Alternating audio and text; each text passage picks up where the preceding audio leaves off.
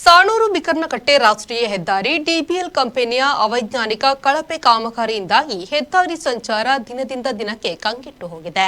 ಸೂರಲ್ಪಾಡಿ ಟೋಲ್ನ ಬಳಿ ಮೂಡುಬಿದ್ರೆಯಿಂದ ಮಂಗಳೂರಿಗೆ ಹೊರಟಿದ್ದ ಖಾಸಗಿ ಬಸ್ಸೊಂದು ಭೀಕರ ಅಪಘಾತಕ್ಕೀಡಾಗಿದ್ದು ರಸ್ತೆಯಲ್ಲೇ ವಿರುದ್ಧ ದಿಕ್ಕಿಗೆ ತಿರುಗಿ ನಿಂತಿದೆ. ಪ್ರಯಾಣಿಕರ ಜೀವದ ಜೊತೆ ಚೆಲ್ಲಾಟವಾಡುತ್ತಿರುವ ಈ ಕಂಪನಿಯ ವಿರುದ್ಧ ಸಾರ್ವಜನಿಕರು ಆಕ್ರೋಶ ವ್ಯಕ್ತಪಡಿಸಿದ್ದಾರೆ. ಮಂಗಳೂರು ಮೂಡುಬಿದ್ರೆ ಸಂಪರ್ಕಿಸುವ ಪ್ರಮುಖ ರಾಷ್ಟ್ರೀಯ ಹೆದ್ದಾರಿ 169ರಲ್ಲಿ ರಸ್ತೆ ಸುಧಾರಿಸುವುದಿರಲಿ ಸಂಚರಿಸುವುದೇ ಸಾರ್ವಜನಿಕರಿಗೆ ಸಾಹಸದ ಕೆಲಸವಾಗಿದೆ.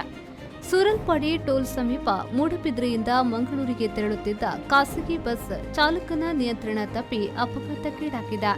ಹೆದ್ದಾರಿ ಕಾಮಗಾರಿ ಅರ್ಧಂಬರ್ಧವಾಗಿದ್ದು ಯಾವುದೇ ಮುನ್ನೆಚ್ಚರಿಕಾ ಸೂಚನಾ ಫಲಕಗಳನ್ನು ಅಳವಡಿಸದೇ ಇರುವುದು ಈ ಅಪಘಾತಕ್ಕೆ ನೇರ ಕಾರಣ ಎಂಬ ಆರೋಪ ಕೇಳಿಬಂದಿದೆ. ರಸ್ತೆ ಕಾಮಗಾರಿ 50% ಪೂರ್ಣಗೊಂಡಿಲ್ಲ. ಆದರೆ ಸೂರಲ್ಪಾಡಿಯಲ್ಲಿ ಟೋಲ್ ಪ್ಲಾಜಾ ನಿರ್ಮಿಸಿ ಹಣ ಲೂಟಿ ಮಾಡಲು ಮಾತ್ರ ಕಂಪನಿ ಕಾಯುತ್ತಿದೆ. ರಸ್ತೆ ಕೊಡಿ ಇಲ್ಲವೇ ಟೋಲ್ ಬಂದ್ ಮಾಡಿ ಎಂದು ಸ್ಥಳೀಯರು ಹಾಗೂ ಪ್ರಯಾಣಿಕರು ಪಟ್ಟು ಹಿಡಿದಿದ್ದಾರೆ.